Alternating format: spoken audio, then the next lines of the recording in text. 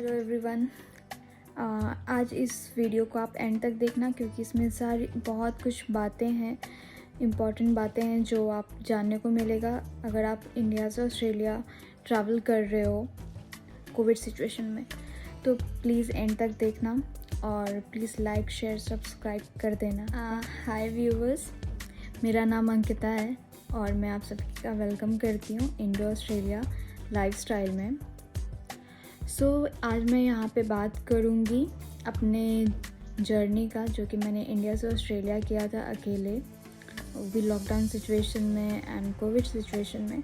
तो आज मैं अपने एक्सपीरियंस आपके साथ शेयर करूँगी कि मैंने क्या क्या किया था, क्या क्या मुझे डॉक्यूमेंट्स लगे थे, टिकट्स मैंने कैसे अरेंज किया था, सब कुछ।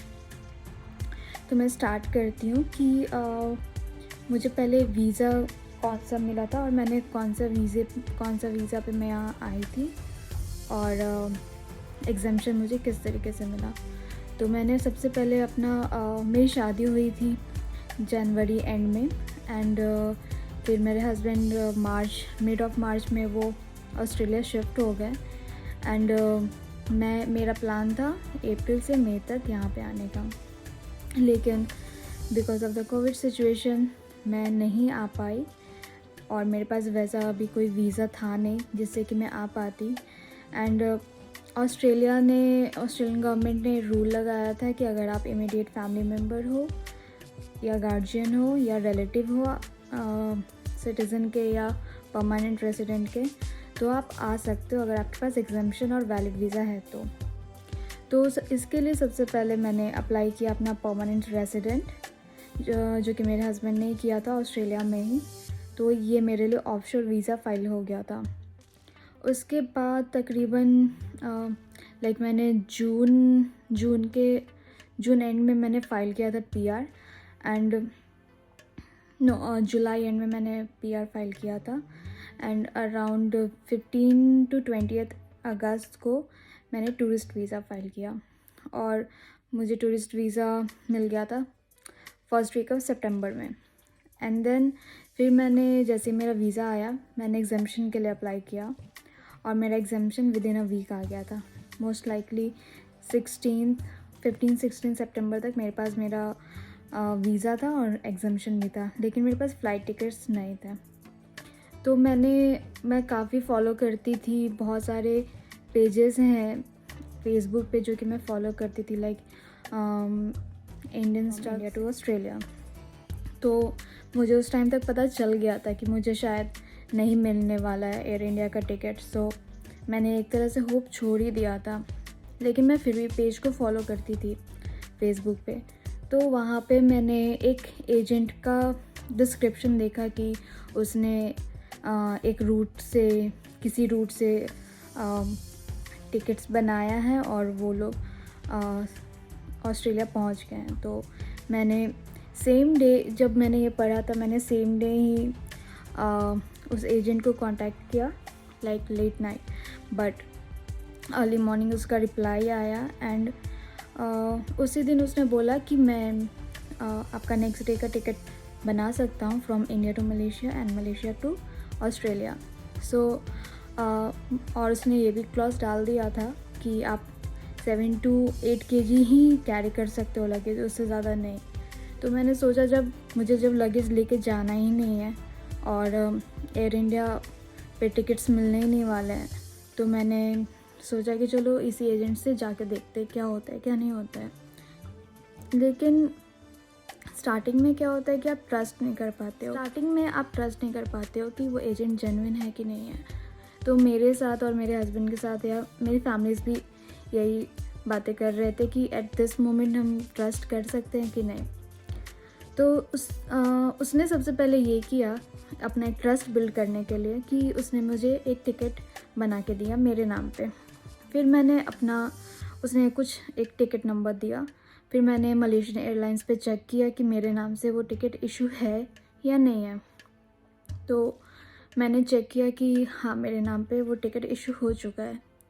फिर मैंने फर्स्ट पार्ट पेमेंट किया जहाँ पे उसने मेरे लिए इंडिया से मलेशिया की एयर इंडिया की टिकट बुक करी और फिर मैंने रेस्ट अमाउंट पे किए एंड उसने फिर मुझे मलेशिया से पर्थ तक की टिकट बनाकर दे दी।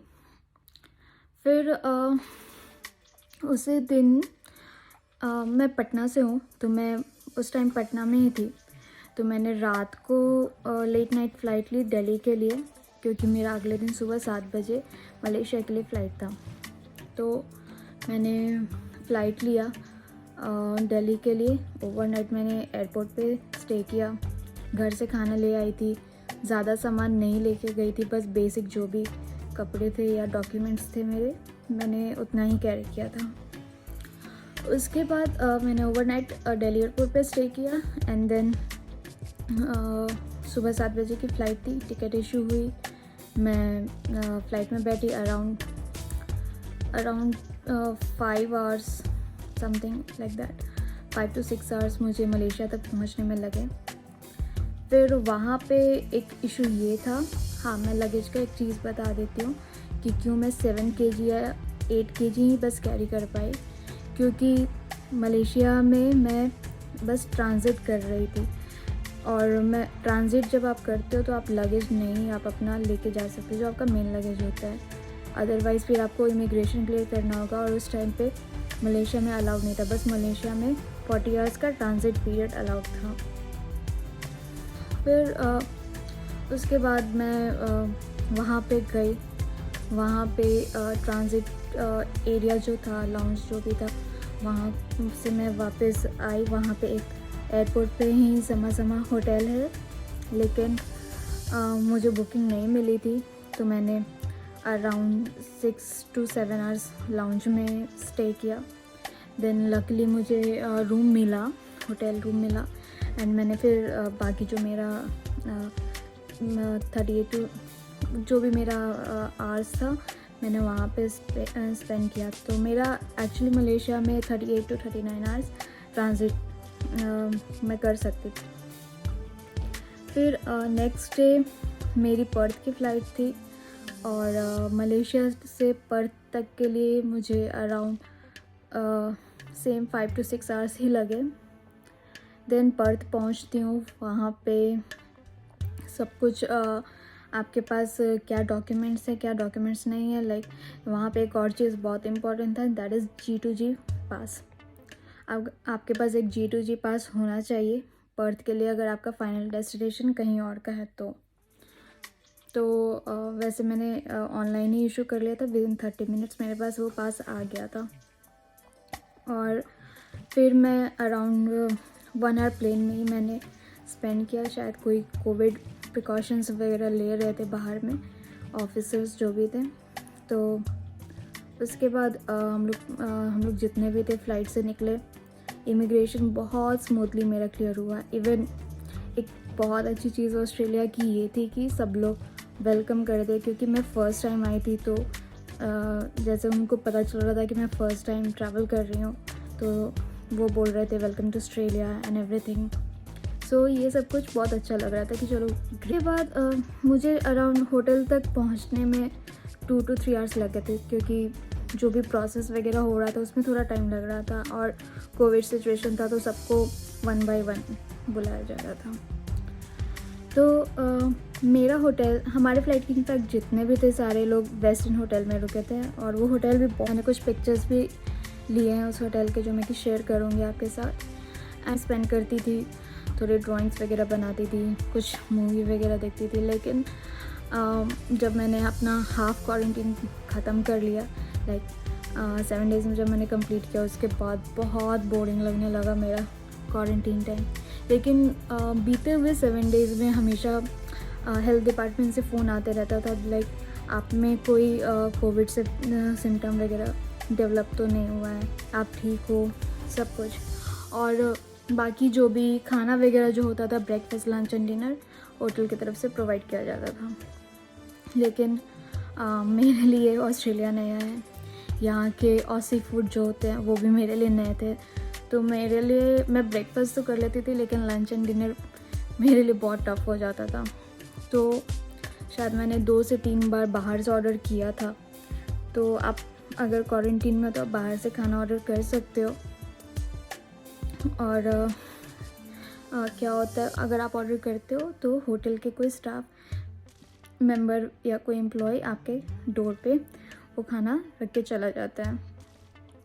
तो जब मैंने अपना 14 दिन कंप्लीट फ्रेंड से मिली और फर्स्ट टाइम ऑस्ट्रेलिया आने का एक्सपीरियंस मेरा ऐसा कुछ रहा जो कि मैं ऐसा नहीं चाहती थी कि इस तरीके से मेरा एक्सपीरियंस रहे फर्स्ट, बट इट्स ओके।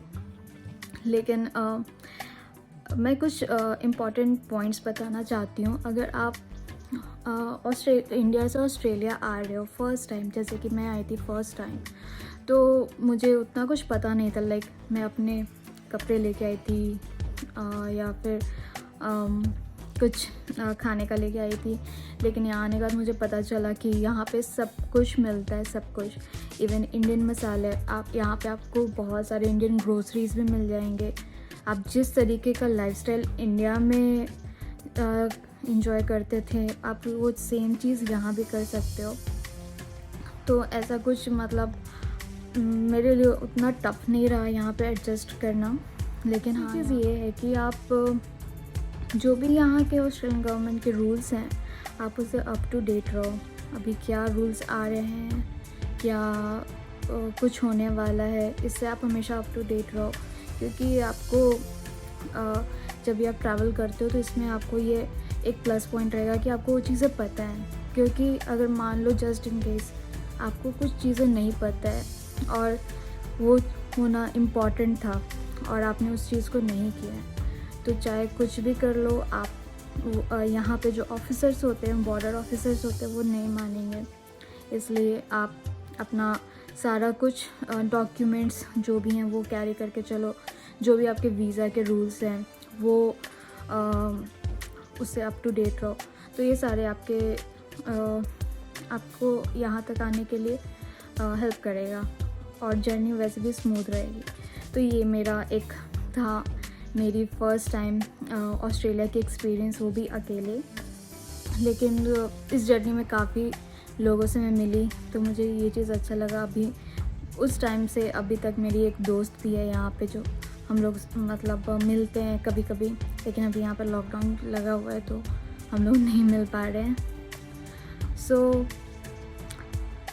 मेरी ये जर्नी थी। अगर आपको कुछ भी पूछना है, कुछ भी आपको जानना है मेरे बारे में या मेरी जर्नी के बारे में, तो आप मुझे कमेंट सेक्शन में आप कमेंट कर सकते हो।